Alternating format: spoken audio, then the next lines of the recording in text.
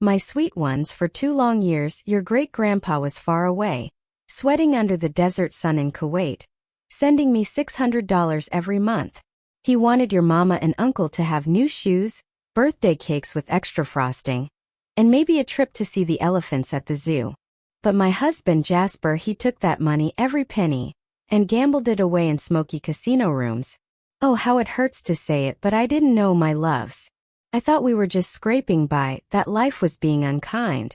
Those years I'd lie awake at night worrying how I'd pay the bills. I'd decorate Lila's birthday with dollar store streamers, smiling through my tears, promising her a bigger party next year. Her little face, so brave, would nod, but her eyes held a quiet sadness. We ate ramen noodles more times than I can count, and I'd skip my supper so your mama and uncle could have enough. They missed field trips. Oh, how Theo wanted to go see the dinosaurs at the museum. I thought it was just hard times, but it was a thief in my own home, stealing from us all. It was Lila's birthday when the truth came crashing down. I was on a video call with your great-grandpa, showing him Jasper laughing with his pals. What about the $600, Clara? Grandpa asked, his voice warm but worried. The birthday money I send every month. My heart stopped, my dears. I laughed, nervous-like, and said, Grandpa, you must be mixed up. You haven't sent anything. I'd have thanked you 100 times. His face changed like a storm cloud rolling in.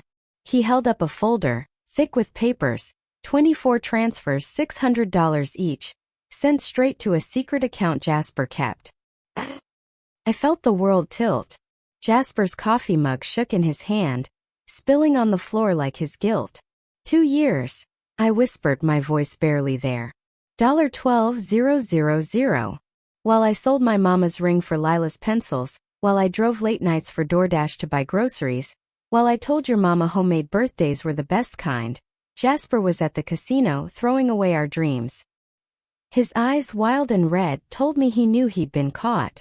I grabbed his phone, my hands trembling like leaves in a storm. There it was, money from Kuwait, then withdrawals, $200, $300, all at casino ATMs. I have a problem, he mumbled, but my heart was breaking too loud to hear him. You held me, I said, while I sobbed about failing our babies. You said we needed to budget better, but you were stealing. Your great-grandpa's voice came through, sharp as a blade. Jasper, did my granddaughter eat ramen on her birthday while you had my money? Jasper couldn't meet his eyes.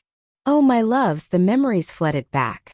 Last Christmas, I told Lila and Theo that Santa was having a tough year. Lila cried herself to sleep, thinking she wasn't good enough. She wrote a list, her tiny hand scribbling ways to be better for Santa. My voice broke as I faced Jasper. You had $600 in December, $600 in November. $1000 while I wrapped dollar store toys in newspaper, while Lila thought she wasn't enough. Lila ran in then, her paper crown, made from foil and dreams, slipping off her head. Mommy, can we have cake? She asked, her smile so bright it hurt. I nodded, sent her back to her friends, and turned to Jasper. You stole $600 a month while Lila wore shoes with holes, while Theo couldn't play soccer, while I skipped lunch to save a few dollars. Grandpa's voice roared through the phone. I'm coming home, Clara. Emergency leave. Jasper, you better be gone when I get there. That night, Jasper stepped toward me, his fists tight, his jaw hard. My heart raced, but I slid my phone under the counter, texting Grandpa. He's scaring me. Lila bounced in, asking for juice boxes, and I forced a smile that felt like glass breaking in my chest. I texted our neighbor Mary, her door a lifeline if I needed to run with the kids. She answered quick, and I breathed a little easier. When the last guest left, I locked the door slow and steady, bracing for what was next. Jasper ranted.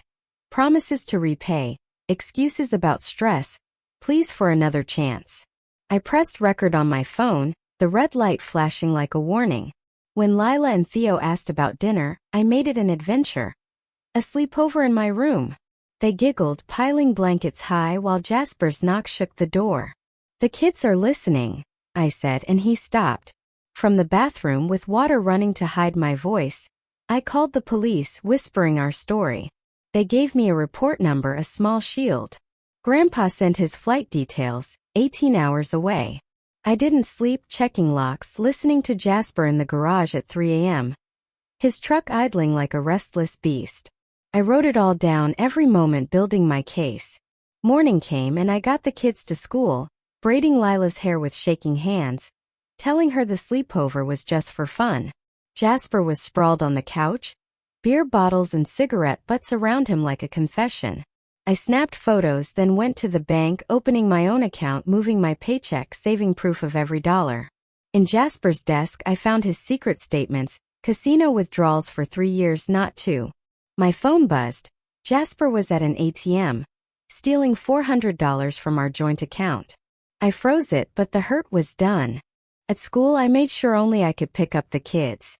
Lila's teacher said she was scared, asking if home was okay. I emailed the principal, locking Jasper out.